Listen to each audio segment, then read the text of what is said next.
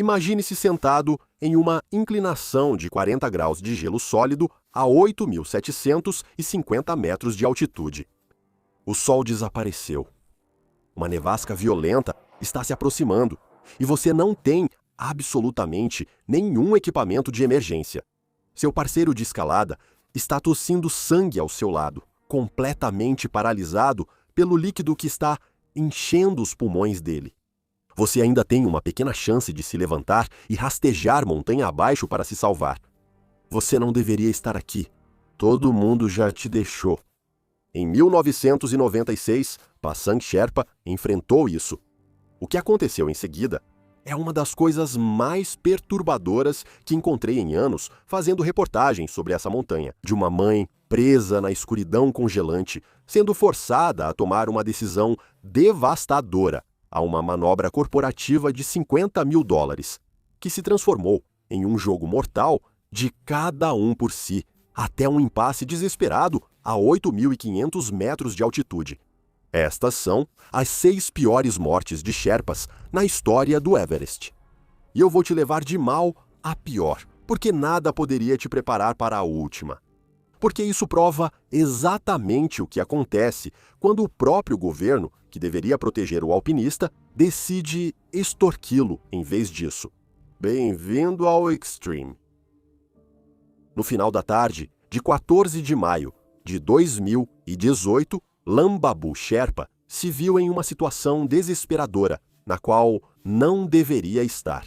Aos 45 anos, com 3 ascensões ao Everest no currículo, ele conhecia cada centímetro do gelo sob seus pés. Mas naquele momento, toda essa experiência não importava, porque Lam estava literalmente em uma situação quase impossível na zona da morte, onde seus pulmões lutam por 1/3 do oxigênio normal. Sua sobrevivência dependia totalmente das pessoas ao seu redor. E esse era o problema, porque à frente dele, 3 ucranianos desciam rapidamente rumo à segurança sem olhar para trás, para Lam e seu jovem colega guia, Mingma Sherpa. Seus nomes eram Donas Pozny, Dmitry Semerenko e Roman Gorodetsky. E eles eram os clientes que ele acabara de guiar até o cume. Eles eram empreendedores de mídias sociais que vieram enterrar uma carteira física contendo $50 mil em criptomoedas no cume do Everest em nome da empresa deles, a Ask.fm. Você provavelmente se lembra da Ask.fm. Era um app viral onde pessoas faziam perguntas anônimas para desconhecidos. Mas em 2018, a empresa pegou a febre das criptomoedas. Essa escalada foi uma ação promocional para mostrar que o token deles estava no ponto de partida mais próximo da Lua. Taras e Dmitry já eram alpinistas experientes, mas o parceiro Roman era melhor para analisar gráficos de negociação do que para escalar a montanha mais alta do mundo. Mesmo assim, levá-los até o topo significava carregar equipamentos extras de câmera, equipamentos pesados e oxigênio para mantê-los vivos na zona da morte. E a conta disso é brutal. Alguém tem que carregar todo esse peso. Apesar disso, eles tinham apenas 2 Sherpas para ataque final ao cume. Apenas Lambabu e Mingma. Para piorar, Lam era o Sherpa mais experiente ali, o que significava que, durante todo o ataque ao cume, ele estava fazendo o trabalho mais pesado. Não necessariamente, literalmente, mas o trabalho pesado da logística técnica. Ele era o ponto de apoio que mantinha unida uma tentativa caótica de chegar ao cume, com equipe insuficiente. Contra todas as probabilidades, o Sherpa Lambabu levou eles ao cume. O tempo não está muito bom, mas eu tenho 2 bolsos de registro. Eles ficaram no topo do mundo, gravaram seu vídeo promocional com a neve caindo ao redor deles e enterraram sua carteira de criptomoedas. O que poderia dar errado agora? Bem, tudo. Porque o cume é apenas a metade do caminho. Quase imediatamente, depois que começaram a descer, o tempo piorou. Uma tempestade de neve inesperada atingiu as encostas do Everest. Então, os alpinistas tiveram que descer rapidamente. E na descida, o enorme desgaste físico da escalada finalmente cobrou seu preço de Lambabu. A intensa luz ultravioleta refletida no gelo, queimou seus olhos e ele ficou com cegueira da neve. É uma condição temporária ao nível do mar, mas imagine cambalear completamente cego a 8.000 metros de altitude em uma tempestade congelante. Quais seriam suas chances de sobrevivência? Naturalmente, você esperaria que os 3 homens que ele arrastou até o cume o ajudassem na descida. Quero dizer, é lógico garantir que o cara que acabou de levar sua ação de marketing até o topo do mundo volte com você, certo? Bem, não foi isso que esses alpinistas fizeram. No caos da tempestade, a equipe se separou e os 3 ucranianos começaram a descer apressados em direção à relativa segurança do Colo Sul, deixando os 2 Sherpas para trás. Agora deixe-me ser o advogado do diabo por apenas 30 segundos. A zona da morte é um lugar aterrorizante. Quando uma tempestade chega a 8.000 metros, o pânico absoluto toma conta. As pessoas decidem em segundos para sobreviver. O instinto de sobrevivência entra em ação e elas pensam apenas em si mesmas. Mas na descida, eles realmente encontraram um alpinista chinês solitário chamado Saber Liu. Ele estava ilhado e completamente sem oxigênio. Eles pararam para ajudá-lo e gastaram sua energia limitada salvando um total desconhecido, o que é comovente, mas estranho ao mesmo tempo, porque eles não pararam para ajudar o próprio guia. Ao chegarem aos acampamentos, Dmitri e os outros não tentaram confirmar se ele havia descido em segurança. Sinceramente, eu não sei porquê. Talvez eles só não tivessem mais energia, mas ainda tinham o suficiente para ajudar um desconhecido. Ou talvez eles simplesmente achassem que as coisas se resolveriam milagrosamente. Mas não se resolveram. O Sherpa, Lambabu, morreu congelado lá em cima, sozinho e vagando completamente cego em algum lugar no escuro acima do Colo Sul. Ele deixou uma esposa e 2 filhos. Quanto a Mingma, o jovem guia Sherpa, ele milagrosamente conseguiu lutar contra a nevasca furiosa e descer sozinho até os acampamentos mais baixos. Mas a realidade da escalada comercial no Everest para os Sherpas é que falar contra os clientes, mesmo que eles te abandonem, pode fazer com que você seja colocado na lista negra e perca seu sustento. Então Mingma desapareceu da vida pública após sua aprovação. Enquanto isso, os influenciadores desceram em segurança de volta ao nível do mar, voaram de volta para Katmandu e a comemoração estava a todo vapor. Eles postaram fotos das mãos queimadas de frio no Facebook, aproveitando curtidas e comentários. A empresa deles, Ask FM, publicou declarações triunfantes, se gabando de sua superioridade ideológica. Para eles, a façanha foi um enorme sucesso, porque tinham conquistado a montanha. Só havia um pequeno probleminha com a comemoração deles. A comunidade de montanhismo é pequena e os Sherpas não somem sem que percebam. Quase imediatamente, cronistas respeitados do Everest, como Alan Arnett e outros jornalistas, começaram a questionar a história deles, fazendo uma pergunta muito simples e muito desconfortável. Como um veterano do Everest, de 45 anos, desenvolve cegueira da neve, World Everest veteran develops snow blindness. Começa a cambalear por aí e simplesmente é deixado para trás pelos próprios clientes? Se esses 3 tiveram tempo e energia para salvar um alpinista chinês que eles nunca tinham conhecido, como perderam o próprio guia principal? A pressão sobre o Ask FM aumentou. Então, naturalmente, a empresa teve que se pronunciar. O CEO deles divulgou um comunicado que foi uma obra-prima de evasivas corporativas. Ele afirmou que mais de 100 Sherpas trabalharam na expedição e que Lambabu era apenas um dos muitos guias que os ajudaram, entre outros, antes de simplesmente desaparecer durante a descida, ajudando outros grupos não relacionados. Pensem como essa frase é absurda. Ele não morreu congelado porque foi abandonado, ele simplesmente desapareceu. Jargão corporativo para não é meu problema, mas isso nem é a pior parte.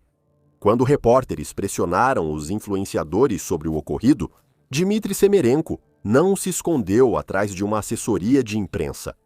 Ele disse aos repórteres que Lambabu parecia inexperiente. Ele reclamou que os Sherpas mal entendiam inglês e eram basicamente apenas carregadores. E então, ele justificou ter deixado seu guia para trás com estas palavras exatas: a zona da morte começa a 8.200 metros. É cada um por si nessa zona. Um cara em sua primeira expedição ao Everest olhou para um homem que já havia chegado ao topo do Everest 3 vezes e decidiu que ele era descartável. Dmitri usou a realidade assustadora da zona da morte como uma desculpa perfeita para escapar da responsabilidade. Para turistas como ele, no momento em que o tempo muda a 8.000 metros de altitude, a única moeda que importa é a própria sobrevivência. Mas para os Sherpas, que realmente constroem o caminho até o topo do mundo, abandonar um parceiro é impensável. E se você quiser ver exatamente como é esse tipo de lealdade absoluta e inquebrável, basta olhar para o que aconteceu com Nawang Sherpa em 22 de maio de 2024. Nawang era um Sherpa de 44 anos de uma vila em Solukhumbu, no Nepal. Embora tivesse passado a vida guiando alpinistas em outros picos desafiadores, ele nunca alcançara o cume do Everest. Na noite de 21 de maio de 2024, ele se prendeu à corda fixa no Colo Sul e começou a subir na escuridão atrás de seu cliente, um banqueiro queniano chamado Joshua Cheruyot Kuri. Joshua o contratou para algo que literalmente ninguém jamais havia feito antes. Ele queria ser o primeiro africano a alcançar o cume do Everest sem oxigênio suplementar. É realmente uma tarefa difícil, mas Joshua era um corredor de ultramaratona premiado e um alpinista experiente. Ele até sobreviveu a 2 episódios de edema pulmonar de alta altitude no Manaslu no ano anterior. Então ele conhecia o risco. E, caso algo desse errado lá em cima, ele disse para Nawang carregar um cilindro de oxigênio de emergência caso ele, nas palavras dele, apagasse ou ficasse maluco. Os 2 homens avançaram pela noite, passando pelo balcão a 8.000 metros e subindo para altitudes onde as regras de todas as montanhas abaixo deixam de se aplicar e a única moeda que importa é o quanto seu corpo ainda aguenta. Nas horas antes do amanhecer, Nawang falou por rádio do Bishop Rock com o acampamento base, cerca de 40 metros abaixo do cume. Com a voz trêmula de medo, ele disse a eles que seu cliente estava estranhamente agressivo e simplesmente não estava mais cooperando. Josué se recusou a subir e também não queria descer. Esses são os sinais clássicos de grave mal de altitude. É o pesadelo de um Sherpa e isso acabou de acontecer com Nawang em sua primeira tentativa de guiar um cliente até o cume do Everest. Para piorar, Joshua também estava recusando agressivamente usar o oxigênio de emergência que Nawang havia carregado até lá em cima para ele. Nawang perguntou o que fazer. O acampamento base disse para ele continuar tentando convencer seu cliente, porque enquanto um cliente pode ir embora e deixar seu guia para trás em tempos de perigo, um Sherpa não pode fazer isso sem enfrentar consequências devastadoras. Você perde seu sustento, você é colocado na lista negra pelas principais empresas de expedição. Você enfrenta investigações rigorosas de negligência pelo governo em Katmandu. Então, por 2 horas, na zona da morte, em temperaturas que matam a pele exposta em minutos, Nawang ficou e continuou tentando fazê-lo ouvir a razão, embora ele não conseguisse subir nem quisesse descer. Ele pedia instruções pelo rádio e o acampamento base insistia que ele persuadisse. Em algum momento daquela manhã, o rádio ficou em silêncio. Algumas horas depois, um alpinista britânico chamado John Mills estava descendo do cume e se deparou com uma cena horrível. Joshua estava de cabeça para baixo na neve, gemendo. Ele estava sem luvas, com o capuz abaixado e o macacão aberto ao vento gelado. Ele estava morrendo. E sentado ao lado dele estava Nawang Sherpa, apenas sentado na neve com os olhos bem abertos, completamente sem reação, como se estivesse em transe. O que aconteceu com Nawang foi claramente consequência de ficar parado a 8.800 metros de altitude. Sem esforço físico para gerar calor, a hipotermia severa havia congelado seu corpo por dentro. Combinado com a hipóxia, que privou seu cérebro de oxigênio, seu sistema nervoso central entrou em colapso. Ele entrou em coma ali mesmo, sentado ereto. John gritou diretamente no rosto de Na Wang. Ele não teve absolutamente nenhuma reação. Junto com seu Sherpa, John avaliou a situação e percebeu que eles próprios morreriam se ficassem para tentar arrastar 2 homens inconscientes pela crista. Eles tomaram a única decisão possível. Eles desceram e, ao chegarem em segurança, avisaram as equipes de resgate sobre a situação lá em cima. Quando o resgate chegou horas depois, encontrou o corpo de Joshua cerca de 20 metros abaixo do cume. Eles nunca encontraram Na Wang.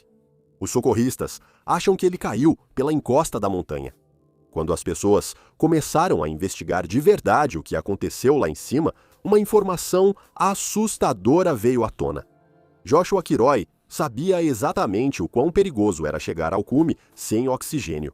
Para mitigar esse enorme risco, ele pagou explicitamente à sua agência de escalada Seven Summit Tracks pelos serviços de escalada de um Sherpa veterano que já havia chegado ao cume do Everest 5 vezes. Mas por razões que ainda são desconhecidas, eles designaram Na Wang em vez disso. Agora, ninguém questiona a coragem absoluta de Na Wang. Quero dizer, ele literalmente morreu congelado, recusando-se a abandonar seu cliente. Mas designar um guia, sem nenhuma experiência no Everest, para cuidar de um cliente de alto risco e sem oxigênio é uma receita para o desastre. E quando as coisas saíram do controle, Na Wang fez a única coisa que podia. Ele chamou o acampamento base pelo rádio e deixou a decisão para seus superiores. Na cultura nepalesa, existe um respeito profundamente enraizado e inquebrável pelos mais velhos e figuras de autoridade. Não se discute com veteranos. Então, quando os gerentes experientes na base da montanha disseram a esse guia inexperiente para ficar parado e continuar tentando convencer seu cliente moribundo, Na Wang fez exatamente isso. Ele simplesmente obedeceu aos mais velhos até o fim, literalmente. Na Wang The literal end. foi colocado em uma situação impossível pela própria máquina comercial que deveria gerenciar a escalada. Mas se você acha que a montanha puniu um guia por fazer exatamente o que lhe foi mandado, é brutal. Espere até ver como a indústria trata aqueles que ousam tentar sobreviver.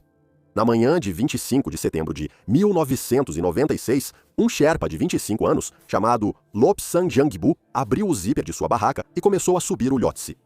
And began moving up the Lhotse. A face do Lhotse, uma enorme parede de gelo íngreme com 40 graus de inclinação. Ele nem deveria estar na montanha naquele dia, porque apenas alguns meses antes, Lobsang Because just months earlier, estava no meio do incidente mais mortal que a montanha já havia presenciado até então. Ele foi contratado como Sherpa-chefe durante uma expedição comercial americana em maio do mesmo ano, que terminou em um desastre que resultou em 8 mortes. Você provavelmente já viu essa foto antes. Talvez você conheça alguns nomes deles. Quando esses guias e clientes ocidentais morreram na primavera de 1996, o mundo parou. Isso se tornou um assunto constante no noticiário mundial. E com razão. Mas e quanto a Lobsang, que sobreviveu ao impossível e arriscou a vida tentando resgatar seu guia principal? Qualquer outro trabalho teria te dado uma folga. Poxa, se você sobrevive a algo assim como um cliente ocidental, nem precisa mais escalar. É só ir para casa, lidar com seus ferimentos e escrever best-sellers internacionais sobre o que aconteceu. Mas Lobsang não tinha o luxo de lidar com o trauma. Para um Sherpa, sobreviver a um desastre é só mais uma terça-feira. Você volta ao trabalho no dia seguinte. A máquina comercial do Everest ainda precisava de mão de obra. Além disso, ele foi responsabilizado pelo desastre de 1996. Então, o que aconteceu 4 meses depois foi apenas a maneira brutal que o mundo do montanhismo encontrou para puni-lo. No dia 25 de setembro de 1996, depois de sobreviver ao pior dia da sua vida, Lobsang arrumou suas malas e voltou direto para a zona da morte, atuando como guia de alpinistas japoneses que tentavam atingir o cume do Everest no outono. O trabalho dele naquela manhã era a tarefa exaustiva de abrir trilha. Isso significa cravar as botas na neve profunda e intocada passo após passo, drenando sua própria energia para que os clientes pagantes atrás dele pudessem subir por degraus já abertos. O que Lobsang não sabia era que os ventos de alta altitude haviam armado uma armadilha na face do Lhotse. Eles haviam compactado a neve fresca em uma camada superior densa e pesada, repousando diretamente sobre cristais de gelo mais antigos e frágeis. Os alpinistas chamam isso de placa de vento. Para Lobsang, olhando para cima, parecia apenas uma rampa branca de neve intocada e sólida, mas a ligação que mantinha aquela camada superior pesada, presa à montanha, era praticamente inexistente. Enquanto Lobsang, um alpinista francês e outro Sherpa subiam a encosta íngreme, cravando as botas na parede, o peso combinado deles pressionava a neve. Em algum lugar bem debaixo dos pés deles, aquela camada fraca na base finalmente cedeu. Não houve estrondo, nem gelo se movendo para avisá-los. O chão simplesmente se desprendeu. Em uma fração de segundo, milhões de libras de neve pesada arrastaram Lobsang, que caiu pela face do Lhotse milhares de pés até o vale gelado abaixo. O corpo dele nunca foi encontrado. Mas a história não terminou aí. O que torna a história do Sherpa Lobsang tão triste para mim é o absoluto silêncio que se seguiu à sua morte. Diferente do alarde após sua sobrevivência 4 meses antes, o mundo quase não reagiu. Não houve livros best-sellers escritos sobre Lobsang Jangbo. Ao contrário das mortes dos 8 alpinistas em maio, a morte dele não foi notícia mundial. Foi mais uma notícia de rodapé. A máquina do Everest extraiu o trabalho dele, se aproveitou do desastre ao qual ele sobreviveu e o ignorou completamente, seguindo em frente como se nada tivesse acontecido. Eu conto a história de Lobsang em outro vídeo que você vai encontrar na descrição. Mas se a morte de Lobsang prova que o Everest trata seus trabalhadores como descartáveis, você pode pensar que alcançar o auge absoluto do esporte te daria algum tipo de imunidade. Com certeza, se você se tornar o rei indiscutível da montanha, o Everest te dá uma folga, certo? Nem de perto. Na tarde de 29 de abril de 2001, Babushiri Sherpa colocou a cabeça dentro da tenda do seu Sirdar no acampamento 2 e disse: "Ei lama, boca a lama, levante-se. Vamos fazer um chá na tenda da cozinha." Seu Sirdar, um homem apelidado de Boca Lama, virou-se e disse: "Não." Quando Babu saiu, Boca Lama percebeu uma coisa. Babu não estava usando grampons. Mas ele não deu importância, porque embora os Sherpas não se classifiquem entre si, se alguém pudesse reivindicar o título de maior Sherpa do Everest, esse alguém seria Babushiri Sherpa. Para começar, ele já havia alcançado o cume do Everest 10 vezes. 10.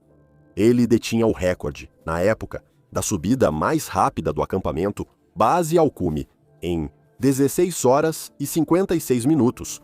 Esse homem passou 21 horas seguidas no cume, sem oxigênio suplementar. Ele nunca havia perdido um único cliente. Essa era a sua 11ª expedição ao Everest. Antes de partir, ele concluiu a construção de uma escola em sua vila natal, Takshindu.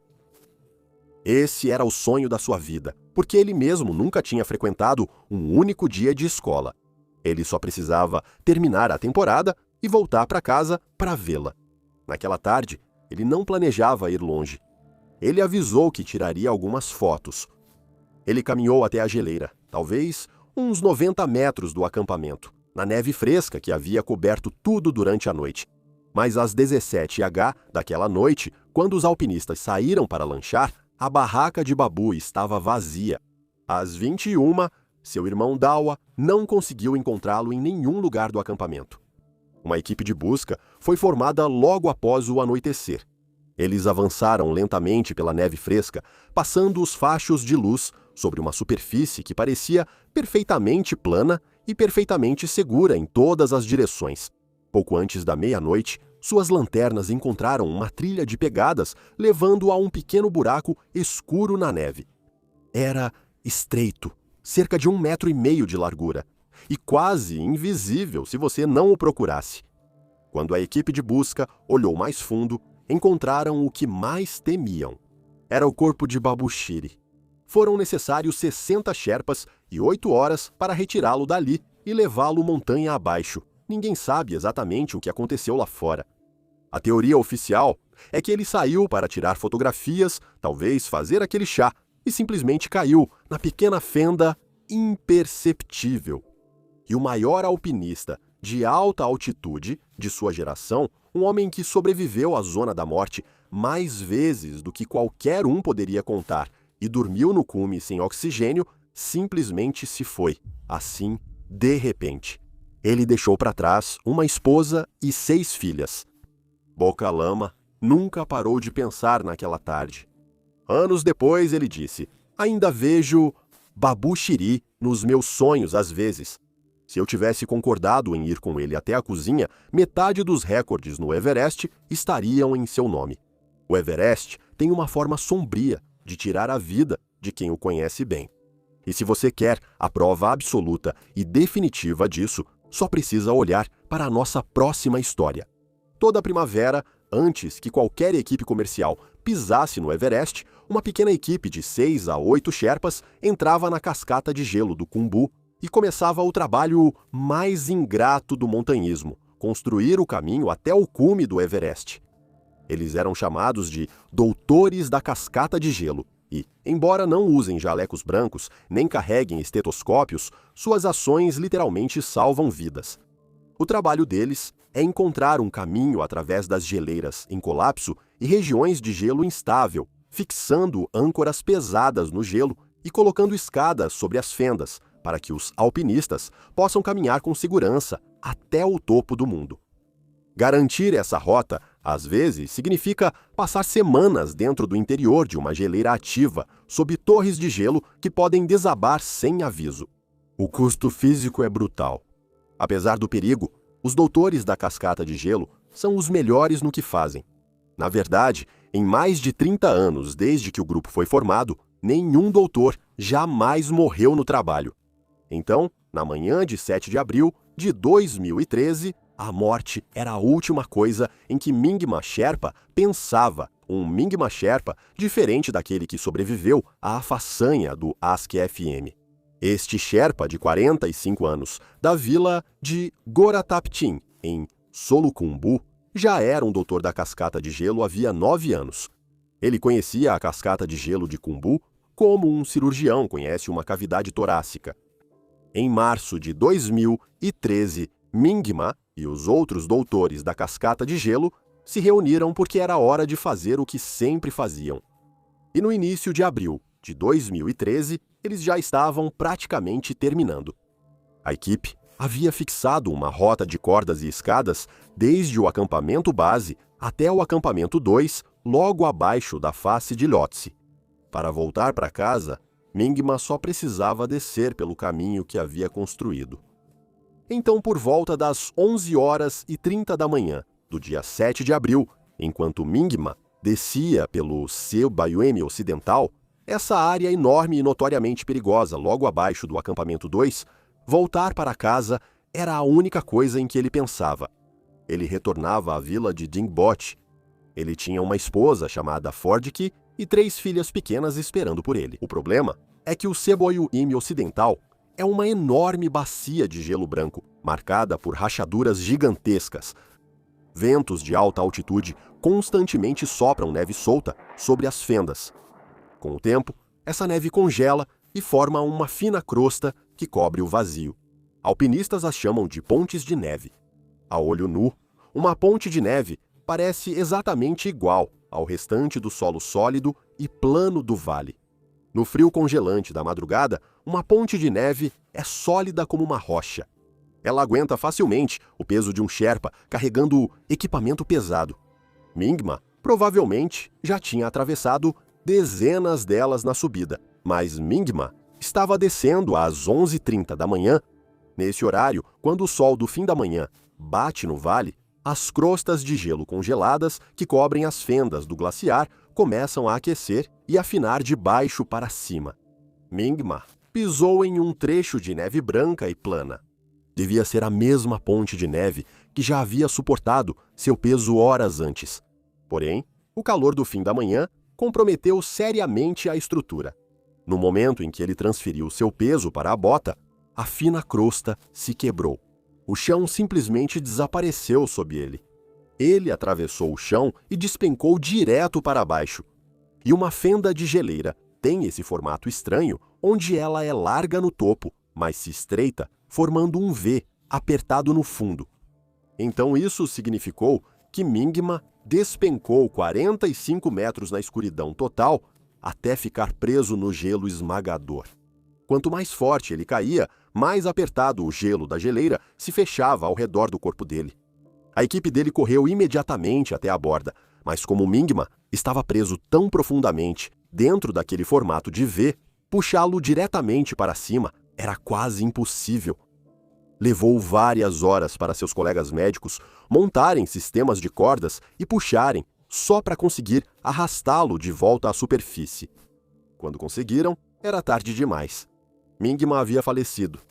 Com ele, acabou o histórico perfeito de 30 anos de segurança dos doutores da cascata de gelo. A equipe deixou seu corpo no acampamento à noite até que um helicóptero o alcançasse na manhã seguinte. Ele deixou para trás sua esposa e aquelas 3 filhas. E, novamente, a engrenagem comercial do Everest continuou girando.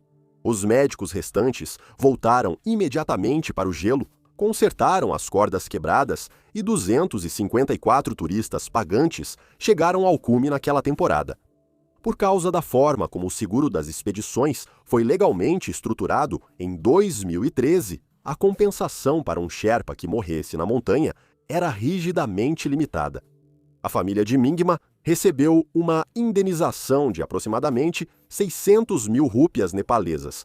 Isso equivale exatamente a 6.877 dólares. Um cliente de expedição comercial paga tranquilamente 100 mil dólares por uma permissão para atravessar com segurança uma escada de alumínio. O homem que realmente arrisca a vida para construir essa escada vale menos de 7 mil dólares. Foi isso que a indústria decidiu que vale a vida de um Sherpa. Mas a história que estou prestes a contar não é sobre o que a indústria decidiu. É sobre o que o governo decidiu. E o valor que atribuíram ao sonho de uma mulher nepalesa é de alguma forma inexplicavelmente pior. Na manhã de 22 de abril de 1993, Pasang Lamu Sherpa, de 32 anos, cravava com força suas botas no último trecho gelado do degrau Hillary. Ela atravessava a zona da morte, lutando contra o ar rarefeito a 8.500 metros de altitude. Ela estava escalando com 4 Sherpas, todos homens e carregando quase nada. Sem rádio, sem sacos de dormir, sem kit de bivac, sem equipe de apoio esperando lá embaixo. Se algo desse errado lá em cima, os 5 estariam completamente por conta própria. Essa era a única forma de conseguirem isso. Por anos, a comunidade internacional de alpinismo e líderes de expedições estrangeiras a menosprezaram repetidamente. Em 1990, ela estava escalando com uma expedição francesa quando o famoso líder da equipe, Marc Bouchard, literalmente ordenou que ela voltasse. Ele se recusou a deixá-la chegar ao cume, basicamente decidindo que uma mulher Sherpa não pertencia ao topo. Anos depois, uma expedição de uma mulher Indian a excluiu, recusando-lhe um papel de liderança. Alpinistas estrangeiros a viam como mão de obra descartável, enquanto a cultura Sherpa, dominada por homens, dizia que o lugar da mulher era em casa.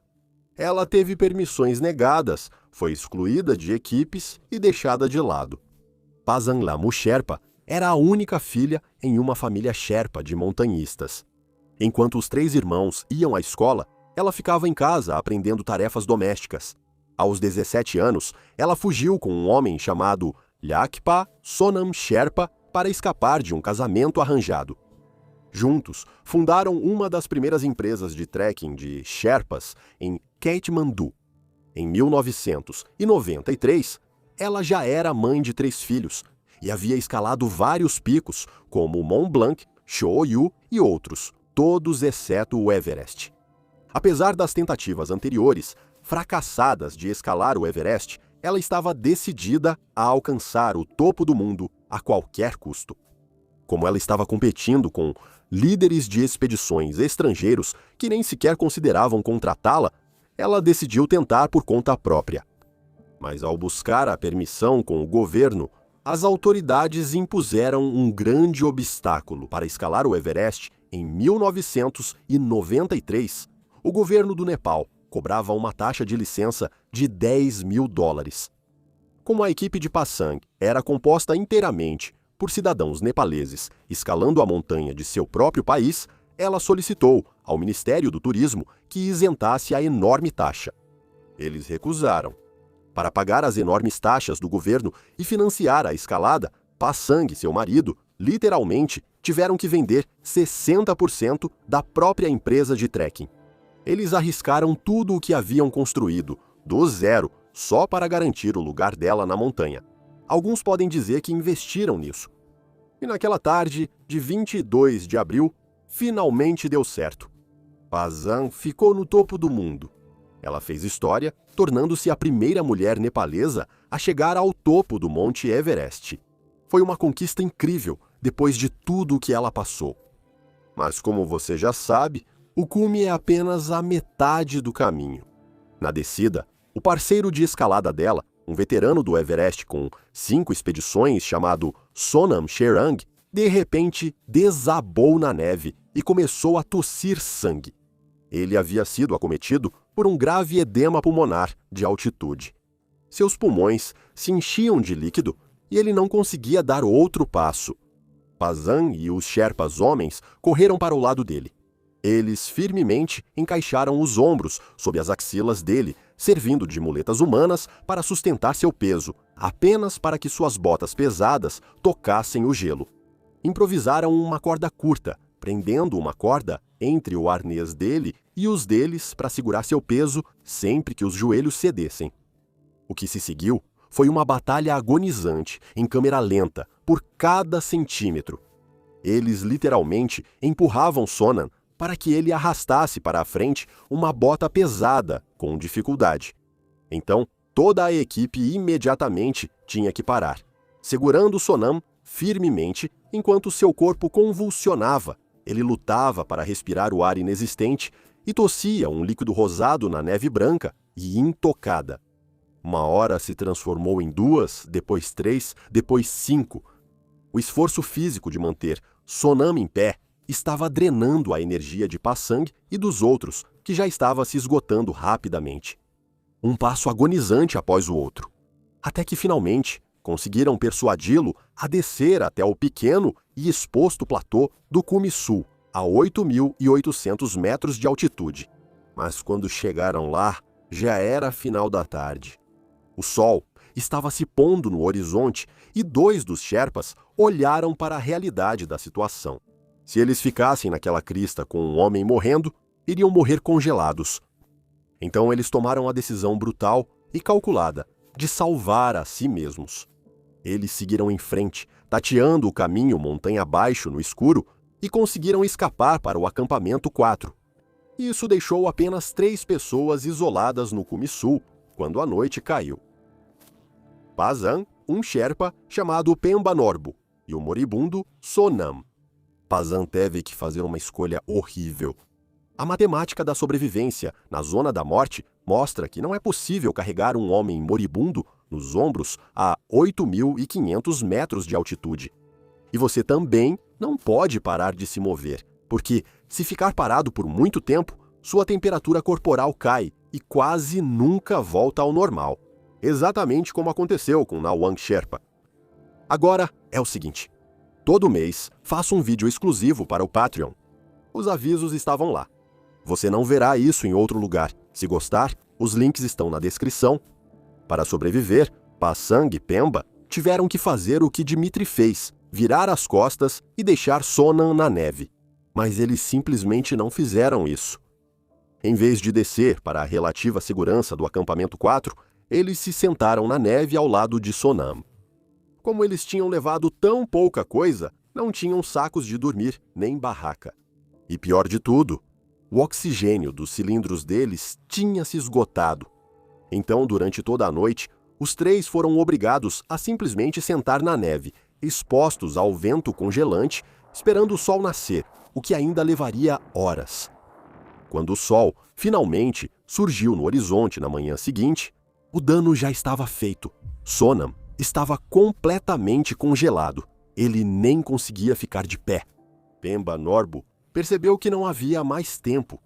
Se todos eles continuassem sentados ali, os 3 morreriam. Então Pemba também, relutantemente, tomou a decisão de deixá-los para trás, descer sozinho até o acampamento 4 e tentar enviar cilindros de oxigênio novos para um resgate. Pazan, na verdade, tentou seguir Pemba na descida. Ela se forçou a ficar de pé, mas seu corpo estava tão debilitado pela falta de oxigênio e pela noite congelante que ela imediatamente desabou de volta na neve. Mas ela não estava paralisada. Ela ainda tinha uma janela de tempo cada vez menor para se salvar. Ela poderia ter se arrastado pela crista abaixo. Ela poderia ter rastejado.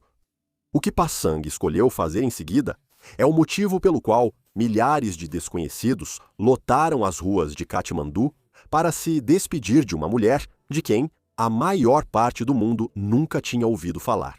Em vez de lutar para descer até a relativa segurança do campo 4, ela parou de tentar descer.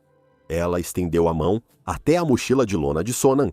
Ela esvaziou a mochila, enrolou a lona fina nas pernas para bloquear o vento e sentou-se novamente na neve, naquela inclinação de 40 graus. Ela sentou-se ao lado de seu parceiro moribundo, tendo apenas as roupas do corpo para lhe fazer companhia, enquanto esperavam por um resgate que chegaria tarde demais. Pazan Sherpa morreu congelada lá em cima, deixando para trás o marido e aqueles 3 filhos pequenos. O corpo dela foi trazido e ela foi velada em um estádio em Katmandu. Milhares de pessoas foram vê-la. O cortejo fúnebre em Swayambhu atraiu multidões que lotaram as ruas. O rei do Nepal concedeu a ela o Nepal Tara, a mais alta honraria do país. A história de Pasanglamu Sherpa é o maior testemunho da lealdade de um guia. Ela abriu mão da própria chance de sobreviver só para que sua parceira de escalada não tivesse que morrer congelada sozinha.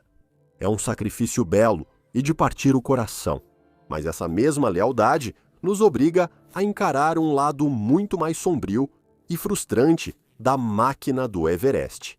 Porque se um Sherpa está disposto a arriscar absolutamente tudo para te manter vivo, o que é preciso para olhar seu guia nos olhos e simplesmente ignorá-lo?